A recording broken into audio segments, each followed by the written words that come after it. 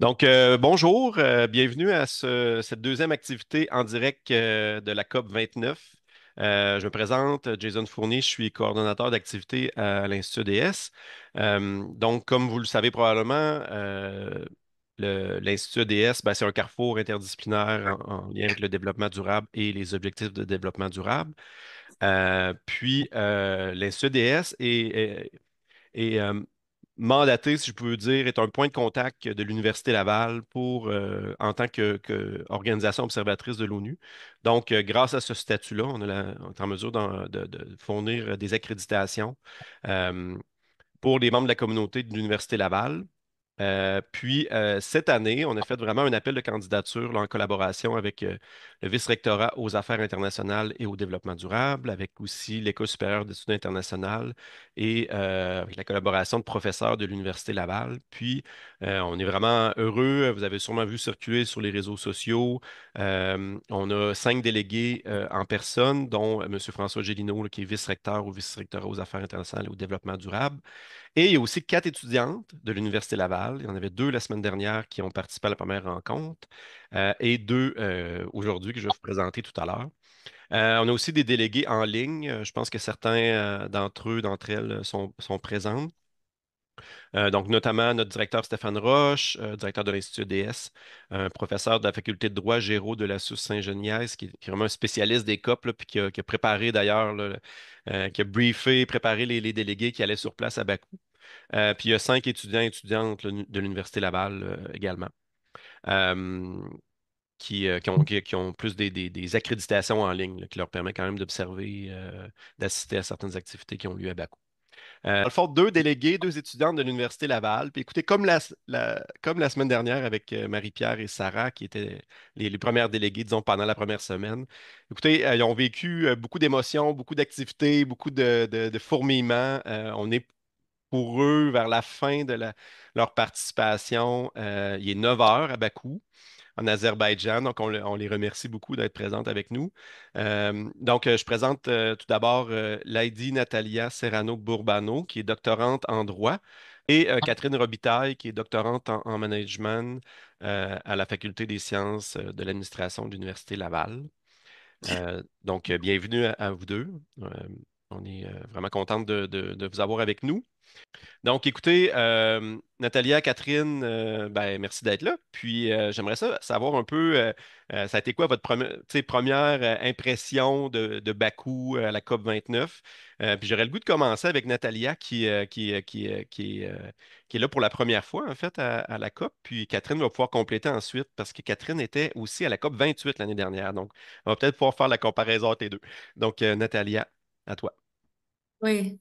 D'abord, il fallait juste dire que je suis vraiment contente de travailler avec Catherine parce que une première expérience à une COP, c'est assez étonnante.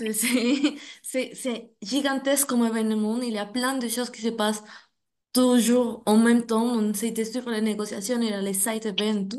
Donc, en tant que première impression de la COP, c'est arriver dans une négociation internationale de ce niveau implique être complètement débordé par tout ce qui se passe.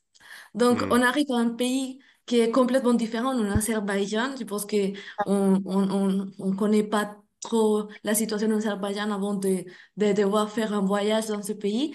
Et, et aussi, ouais, on arrive avec les lobbies pétroliers, on arrive avec la représentation civile, on arrive avec tous les gouvernements et les délégations. Donc, ma première impression, c'était comme un grand wow, OK, il va falloir se retrouver, il va falloir suivre nos champs de recherche et trouver un fil conducteur pour toute la semaine pour pouvoir vraiment ouais, réussir avec nos objectifs de recherche. C'est la raison pour laquelle on est là. Je sais Mhm. pas si Catherine vous rebondir sur ça, mais c'est vrai que la première journée des COP, c'est assez comme, OK, on va essayer de se retrouver avec tous les écrans qui défilent des événements, et avec les négociations parallèles, les négociations formelles, les plénières, les présidents, les presses. Donc, voilà, c'était ça mon impression. Arriver à une COP, c'est vraiment, Merci.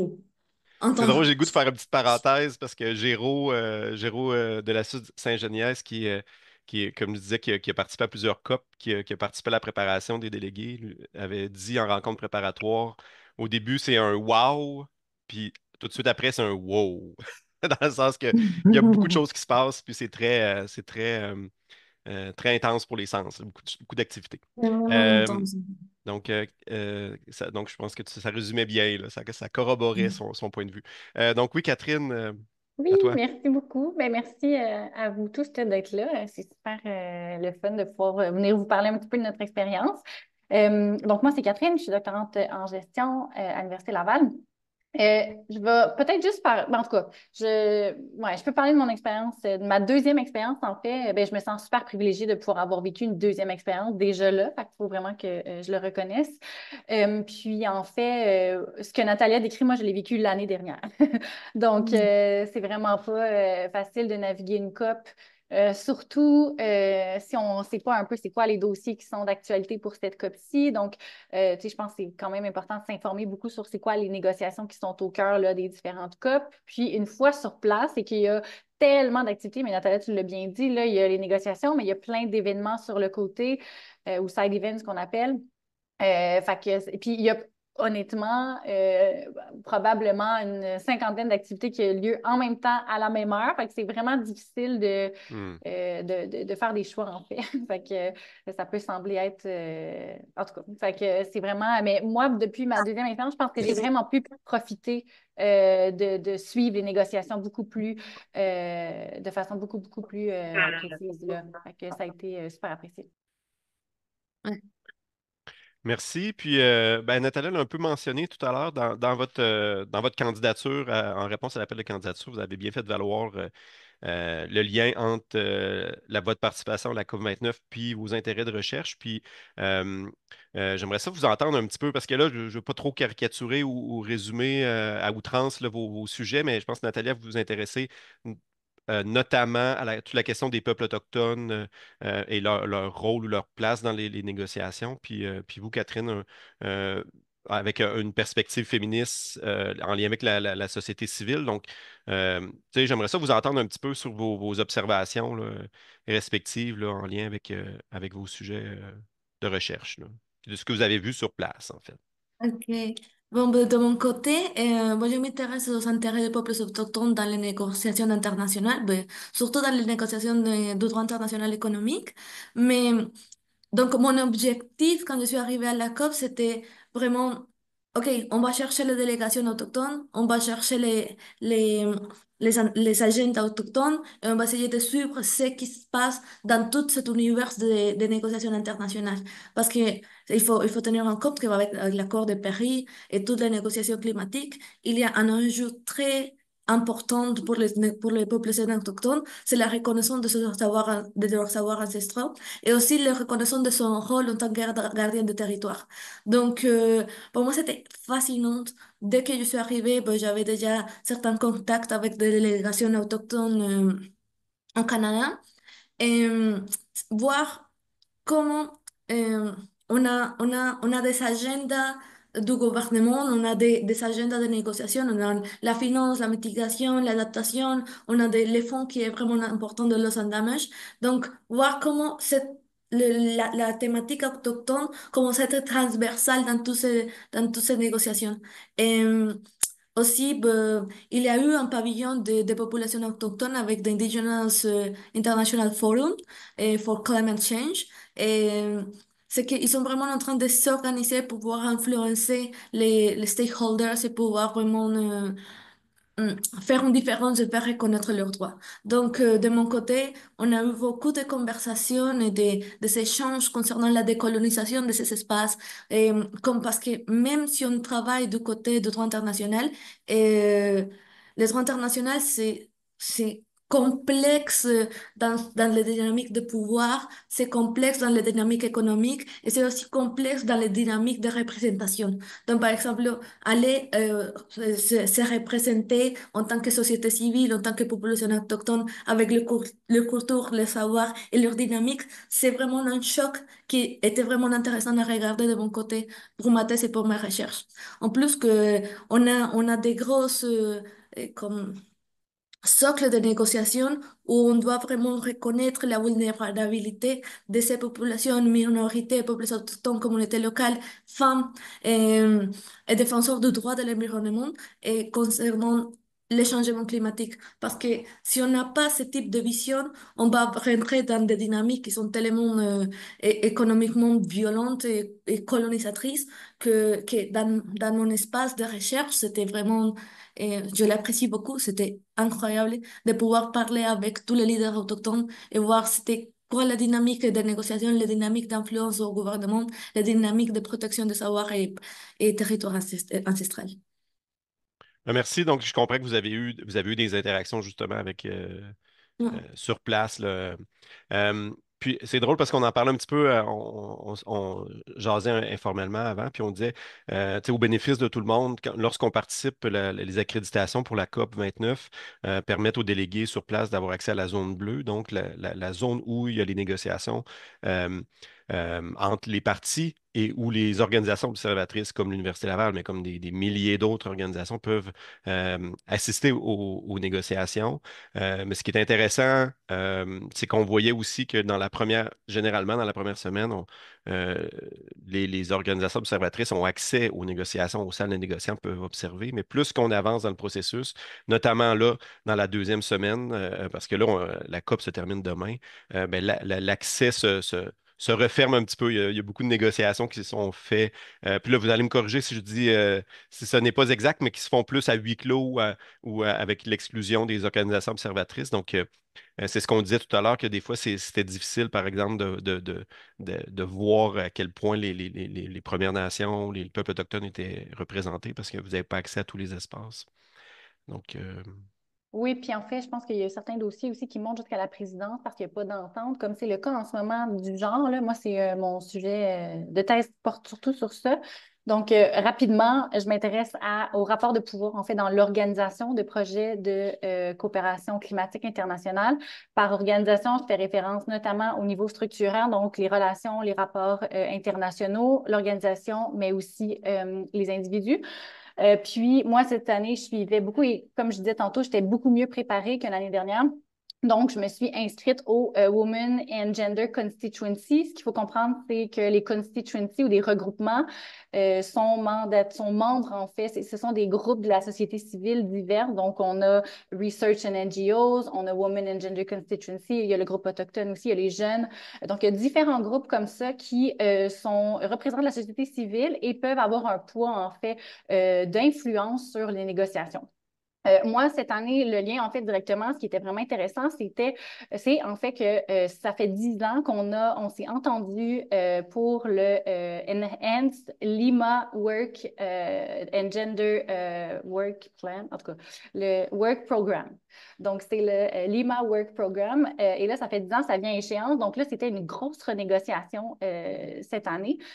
Par contre, il y a eu beaucoup, beaucoup, beaucoup d'embûches, beaucoup, beaucoup de négociations, en fait, de textes qui étaient qui étaient en grande tension, en fait, même que dans certains, il y a plusieurs textes, parce qu'en fait, le genre, un peu comme les nations autochtones, c'est transversal. Donc, il y avait le texte sur le genre et climat, donc le Lima Work Program dont je vous parle, mais il y avait aussi des demandes là, par rapport, mettons, au fonds d'adaptation, au loss and damage, à la transition juste, au NCQG aussi, donc qui étaient les nouveaux objectifs de financement climatique qui sont renégociés.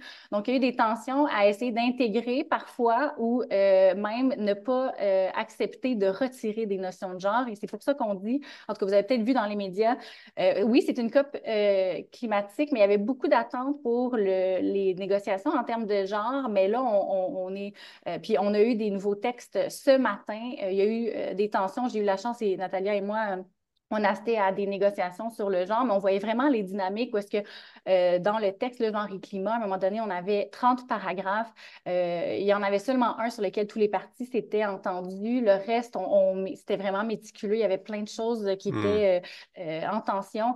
Donc, en tout cas, bref, ce matin, on a eu des décisions, mais puis t'en parlais, Jason, en fait, c'est que là, cette négociation-là était ouverte au public, ou en tout cas aux observateurs, excusez. Ensuite de ça, donc on appelle ça les séances informales. Après ça, c'est allé en vraiment informal, où est-ce qu'on n'avait pas le droit, en fait, d'aller voir, là, nous, les observateurs, et il n'y avait encore pas d'entente. Donc, c'est allé jusqu'à la présidence. Donc, la présidente de la COP a mandaté une équipe pour proposer un texte qui combine, pour prendre des décisions.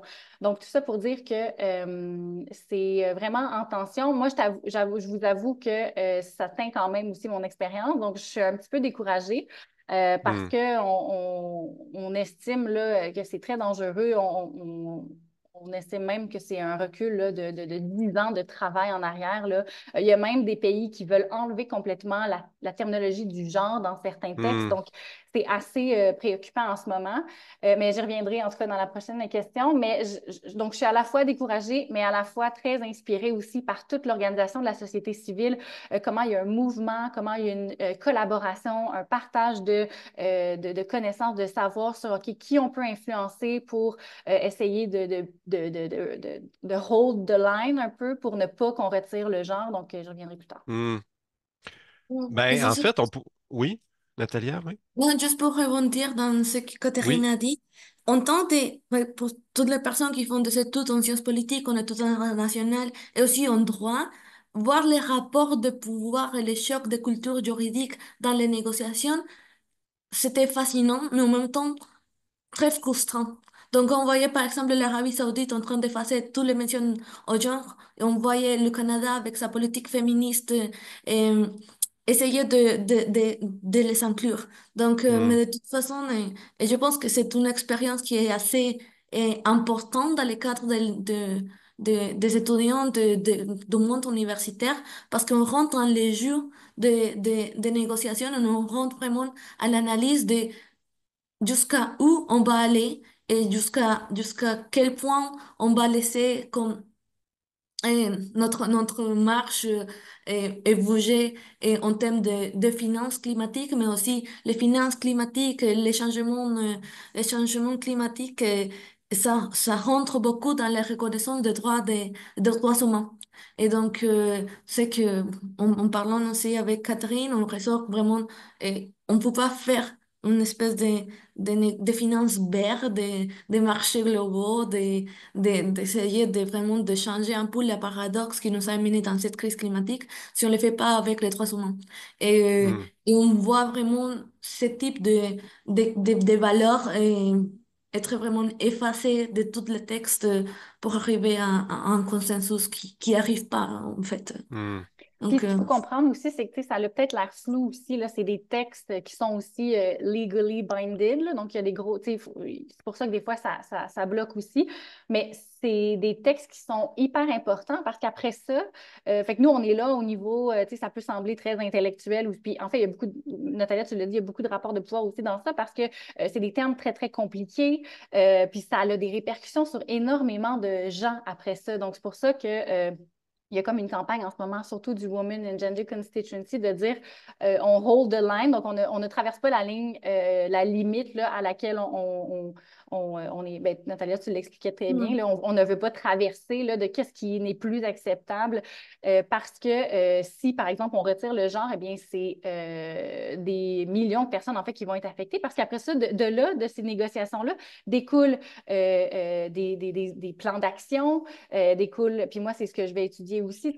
Dans le cadre de ma thèse, ce sont des projets qui sont financés par des fonds climatiques comme ça. Mais parmi les revendications, si on veut, notamment des populations dites des Sud ou des pays dits des Sud, c'est que le processus est vraiment paradoxal, si on veut. On est dans une crise climatique, les pays vivent les effets directs de la crise climatique, mais avoir accès à un fonds, ça prend 5 ans. Donc, avant d'avoir la Hmm. couleur, de voir la couleur de l'argent, ça prend 5 ans. Donc, c'est énormément de temps alors qu'on est dans une crise qui est vraiment rapide. Il y a aussi, en tout cas, bon, il y a plusieurs débats aussi en termes de montants que les pays devraient pledge. Donc, les nations des Sud demandent des trillions et non pas des billions en termes Ouais. d'investissement parce que, je le rappelle, c'est une COP de la finance. Donc, dans tous Hmm. les cas, au début, on le savait que ça allait être contentieux. On ne savait pas que ça allait être contentieux pour le genre, par exemple, mais Hmm. on savait que ça allait être contentieux pour le climat, pour la finance climatique. Et Ouais. là, ce qui arrive, c'est qu'on est la veille de la fin de la COP qui est demain et là, il n'y a aucune on entente. n'a Donc, pas de résultat. Non, il n'y a Ouais. pas de consensus.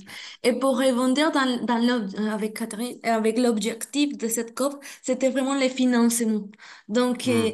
et on est tous d'accord que l'objectif de 1,5 est, c'est quand même louable, mais comment est-ce qu'on va financer la transition énergétique? Comment est-ce qu'on va financer la mitigation, l'adaptation? Ouais, Et ça a vraiment été un point très, très conflictif dans les rapports. Et c'est vraiment intéressant du côté de l'académie pour l'analyser, parce que, par exemple, les pays du Sud, et l'objectif en général, c'est d'avoir 1,3 trillion euh, de, de trillions de dollars pour financer, mais on a des propositions de 440. Donc, par exemple, on a les pays du Sud ouais, de la société civile qui nous dit c'est vraiment pas possible de parler de transition énergétique et de vraiment de sauver une des crises mondiales les plus importantes quand on n'a pas de moyens de financer et on n'a pas de ouais, proposals concernant la réduction des gaz à effet de serre, de réduire tous les fossil fuels. Donc, c'est à regarder en tant que d'analyse, du côté d'analyse politique, d'analyse juridique, c'est vraiment fascinant, mais assez décevant et préoccupant en tant qu'être humain qui souffre les ouais. conséquences de cette D'autant plus inégalité. que effectivement la question de la finance climatique, puis tout le rapport nord-sud, tu sais, des Présent, ouais. pays plus du nord responsables de la grande majorité des émissions qui nous amènent à la situation actuelle, C'est aussi un qui ne veulent montant, pas contribuer. Oui. excuse-moi, je l'ai pas trouvé. Non, non, ça va, ça va. Ben, j'allais juste dire, c'est aussi que la mitigation, donc il y a trois fonds ben, en fait, qui étaient discutés, là, qui étaient en négociation. Donc, mitigation, adaptation et loss and damage. Loss and damage, qui est un fonds pour réparation, donc réparation économique, mais là, bon, il y avait des négociations non économiques aussi. Donc, mais très peu de discussions ont eu lieu sur ça. Donc, il y a une grande déception sur ça. Actuellement, ou en tout cas avant la COP, ça représente environ moins de 1 là, du fonds, du financement qui est alloué à ça. Pour l'adaptation, je vais dire, je me souviens plus exactement, mais je crois que c'était comme autour de 10 et mitigation détient tout le reste. Puis mitigation, souvent, ça va être des pays des Nord qui vont en bénéficier parce Hmm. qu'on va parler de, bon, solutions plus technologiques. Il y en a qui vont parler de fausses solutions aussi, comme l'article 6, en tout cas, qui est sur le 4 point, qui est avec sur le les marchés de charbon. le De marché de carbone. carbone. Hmm. Donc, on décrit beaucoup, en tout cas de la part des nations des Suds, que c'est une fausse solution. Puis Hmm. on dit aussi en termes de climat, de termes de finances de climatique, c'est qu'il y a de l'argent.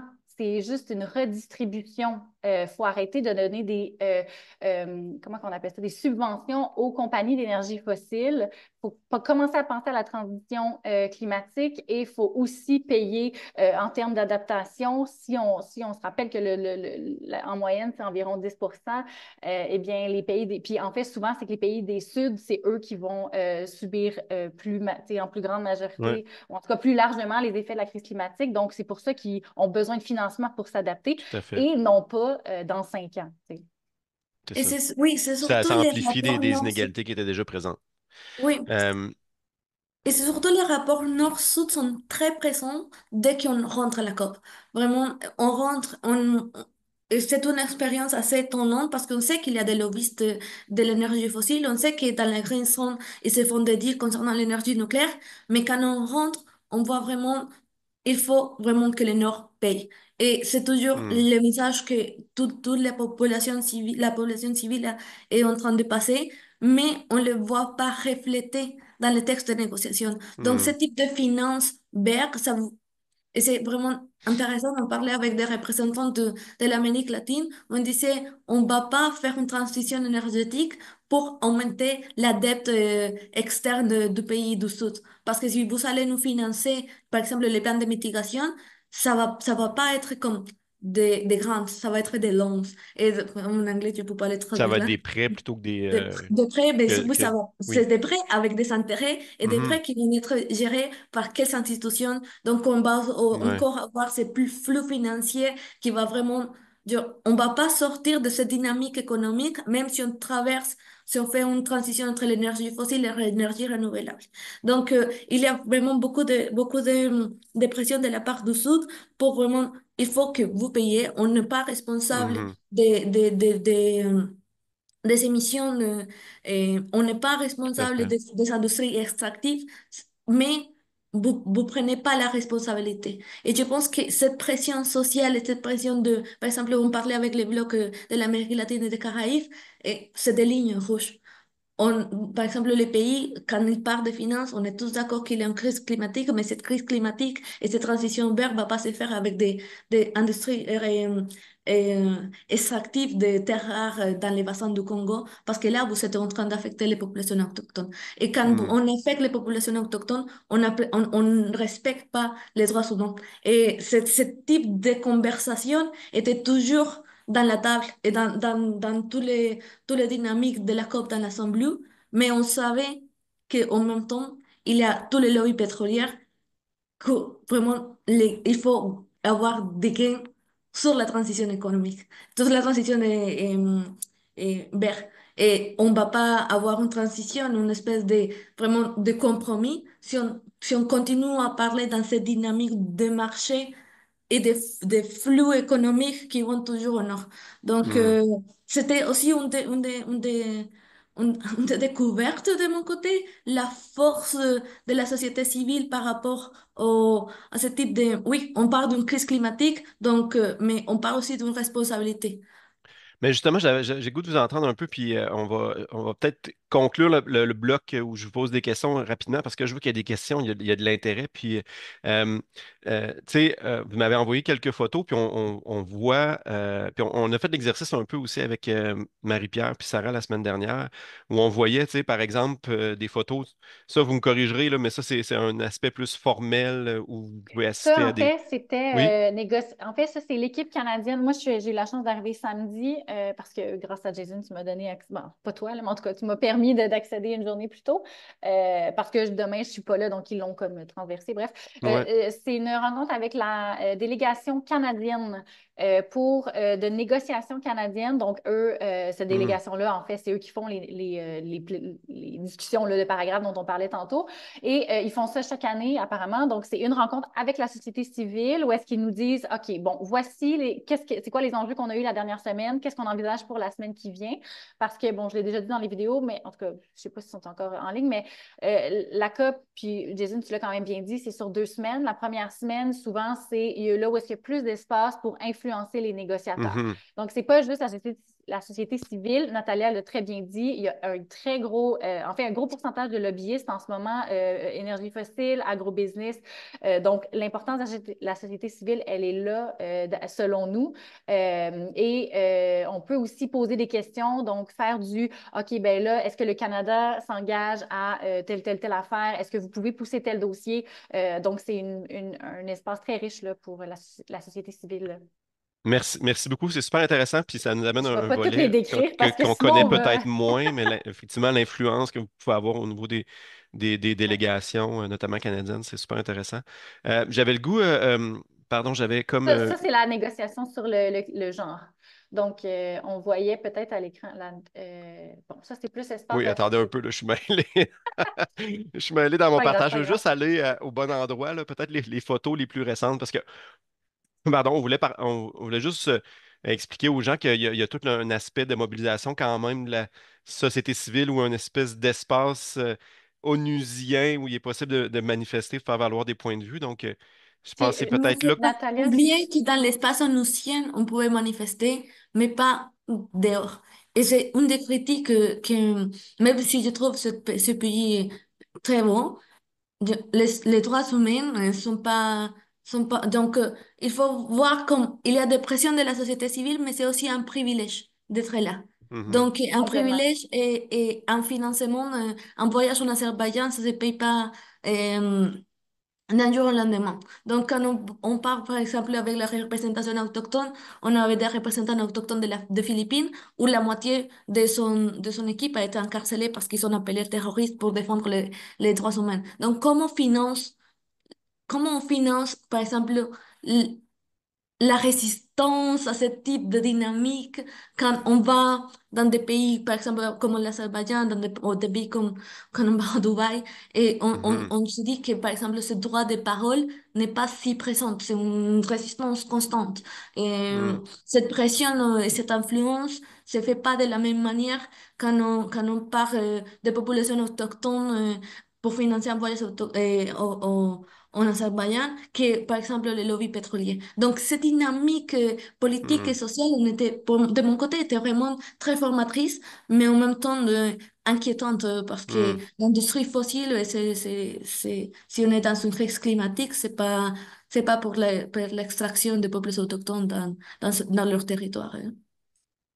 Oui, Merci. Puis puis on aura l'occasion de revenir. On va participer avec les quatre délégués à une table ronde. Puis effectivement, en tout cas, il y a du matériel pour enrichir vos réflexions pour les prochaines années, je dirais. Catherine, je ne sais pas si c'est une photo qui serait intéressante à partager rapidement aux gens ou sinon j'ai peut-être les quatre dernières, là, celle-là peut-être ou oui, en fait, ça, c'était pour la journée. Il y a eu une grosse mobilisation pour la journée genre, justement, à cause il y avait un gros backlash là, sur la terminologie une dizaine d'années. La photo avant, avec le Fossil of the Day, c'est une initiative de une organisation qui s'appelle le Réseau Action Climat. Donc, à chaque jour, ils nomment un pays qui est parmi les plus grands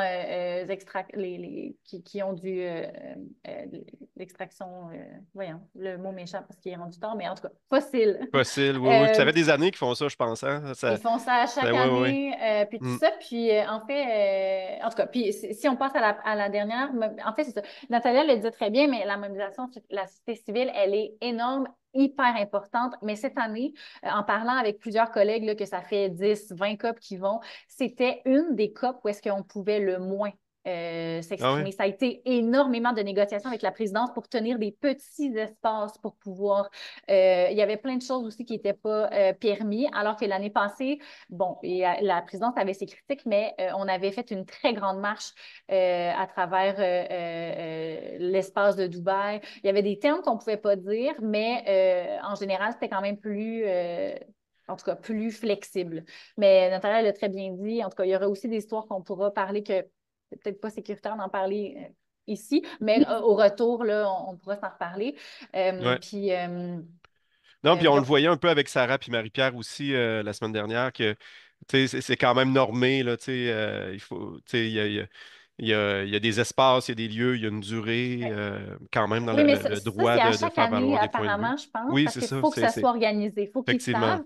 Mais cette année, Non, il y c'est ça, a c'est pas eu. exclusif à Exact. cette édition-là, Mais il y effectivement. a eu beaucoup, beaucoup de résistance, en fait, là, pour permettre ça, je pense. Ouais. Hmm. Écoutez, là, dans le fond, on va se garder. Il nous reste gros maximum de 9 minutes. Puis il y a plein de questions.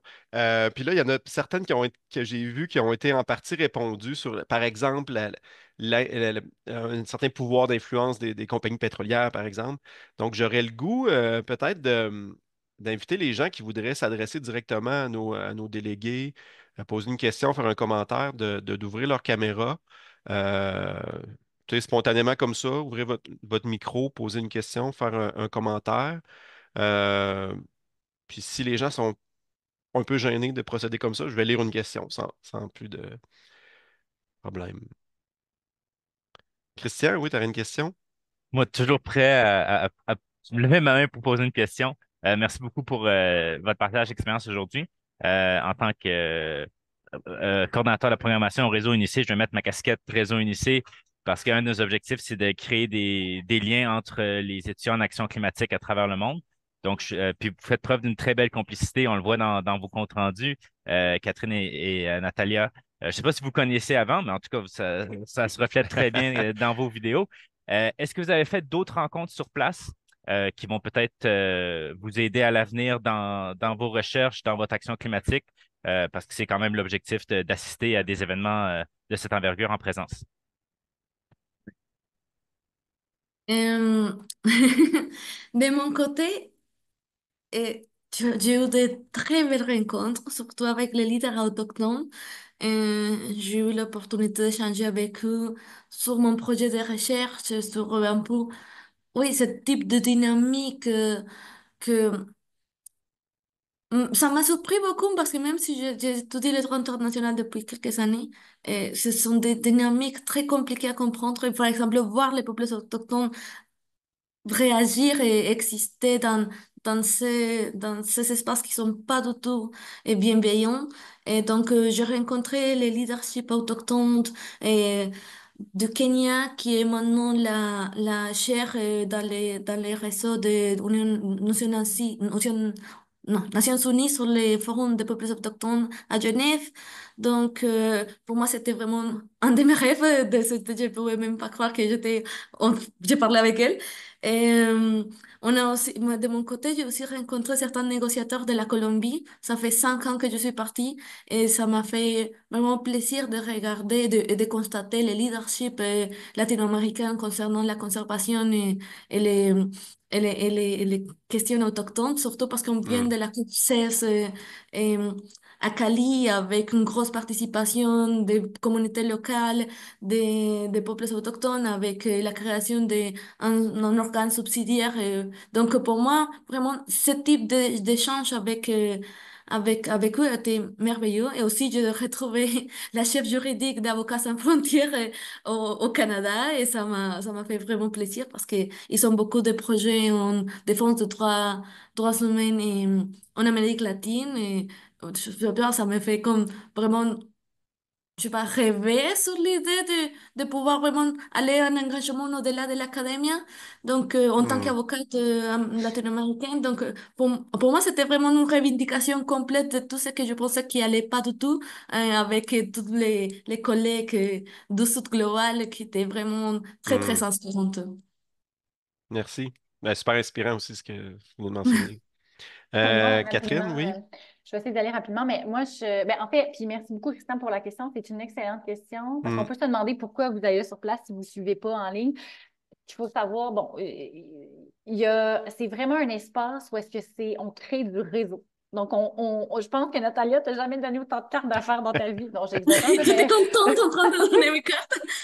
donc, on rencontre des gens, les gens se mettent en lien, puis quand tu les rencontres, ils sont comme, hey, ça me fait penser à telle personne, je vais te le présenter. Tu sais, moi, j'ai été en contact, je voulais, pour ma thèse, je m'en vais faire mon terrain de recherche en avril, en février, mars, avril, mai prochain. Au Bénin, je voulais rencontrer l'Alliance africaine, panafricaine pour la justice climatique. Et là, quelqu'un connaissait le président, donc on m'a mis en contact, j'ai pris sa carte, j'ai dit, hey, je m'en viens au Bénin, on va pouvoir se voir. Donc, tu sais, juste ça, c'est la Hmm. richesse des liens. Même chose au Québec aussi. Donc, on a fait, avec la délégation, nous, on allait aux rencontres en tout cas, de la délégation canadienne. Puis, un dernier truc, moi, qui m'a vraiment marqué, en fait, je pense que ça m'a beaucoup surprise. Un des matins dans la rencontre du Women and Gender Constituency, on a eu la visite du Deputy Secretary du IPCC, donc du GIEC. OK? Donc, ils sont venus dans la rencontre pour nous dire on travaille sur la synthèse du 7e rapport. La prochaine évaluation sera forte. La prochaine évaluation. La prochaine euh, euh, Rapport. rapport d'évaluation sera très enligné sur le genre, l'inclusion, la diversité. Et là, on nous a expliqué le processus. Et là, il disait on est à la recherche d'auteurs pour le rapport, d'auteurs d'organisations qui seraient observateurs, observatrices aussi. Donc, Wow. si vous connaissez des gens, fait que là, moi, à me donner sa carte. Donc, c'est juste tu sais, wow, le lien, on dirait que jamais j'aurais pensé pouvoir rencontrer des gens du GIEC, puis en fait, de pouvoir imaginer, tu sais, évidemment, c'est un processus qui est hyper compliqué, tu sais, je sais pas qu'est-ce que... En tout cas, ils nous ont comme tout expliqué, le processus, qu'est-ce qui allait être dans le contenu, et ils ont vraiment fait un appel à, OK, si vous connaissez des professeurs, chercheurs, chercheuses qui travaillent, bon, là, dans ce cas-ci, c'était plus justice climatique féministe, bien, partagez l'invitation. Fait que c'est ça. Je pense que ça m'a quand même surprise agréablement parce que je me suis dit, OK, là, ça mixait vraiment mes intérêts de, OK, je suis là en tant qu'étudiante au doctorat. Ça me permettait vraiment d'avoir en fait un lien très près là, avec le GIEC. Fait que c'était une belle rencontre. Oui, et Hey, c'est surtout, merci. oui, Oui. on pourrait en parler des Ouais. heures, surtout ce qu'on a vu. C'était vraiment une expérience incroyable, mais c'est le fait de, je sais pas si Catherine le partage, je crois que oui.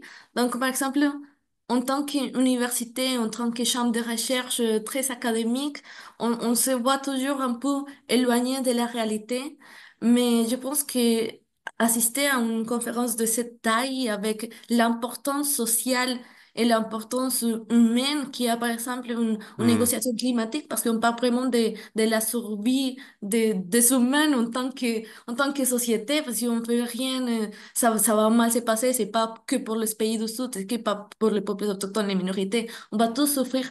Donc, c'était vraiment cette synergie on est là pour une cause commune par exemple, du côté de ma thèse, moi, dans mon bureau au Canada, tout est lié. Donc, il y a certaines importances dans tout ce qu'on fait, c'est des petits apports que quand tu vas dans une sphère onusienne, tu vois qu'il y a toutes les petits apports qui sont pas petits, sont vraiment des travaux incroyables, convergent OK, on doit faire quelque chose et ça se doit faire avec nos valeurs et ça se fait avec les minorités, ça se fait avec les femmes hmm, et et c'est à vous de nous écouter maintenant. C'est vraiment ce type d'espoir qui rentre dans ce hmm. type de dynamique, même si on est en Azerbaïdjan. Merci beaucoup. Écoutez, on est passé par toutes sortes d'émotions, notamment, parce qu'on est passé un peu un constat d'un possible recul au niveau des négociations, au niveau finances climatiques, au niveau du genre, notamment le rôle des minorités, à quand même un certain sens qui est sur le réseautage, la mise en relation, toute cette richesse que vous avez pour relever les défis de demain au niveau climatique, notamment. Écoutez, merci beaucoup. Donc, Catherine, je comprends que tu repars cette nuit. Ouais. Euh, Je dois partir à 3 heures du matin, donc Ouais, c'est pour mais ça donc que. merci beaucoup d'avoir été avec nous. Natalia, dernière journée demain. Écoutez, on espère que, je sais pas, qu'il y ait quelque chose pour que ça finisse un petit peu sur une meilleure note au niveau des négociations globales. On aura l'occasion d'y revenir, là, bien entendu. Mon collègue Christian, dont je remercie d'ailleurs, a mis le lien vers une table ronde, retour sur la COP le 10 décembre. Donc, ça va donner autant qui va regrouper les 4 délégués, les 2 de la semaine dernière, les 2 de cette semaine sur place, euh, dans lequel devrait intervenir aussi Monsieur Gélineau, le chef de délégation, vice-recteur. Donc, ça va être une occasion de prendre un peu de recul puis de rediscuter un peu, de faire le bilan là, de cette COP 29.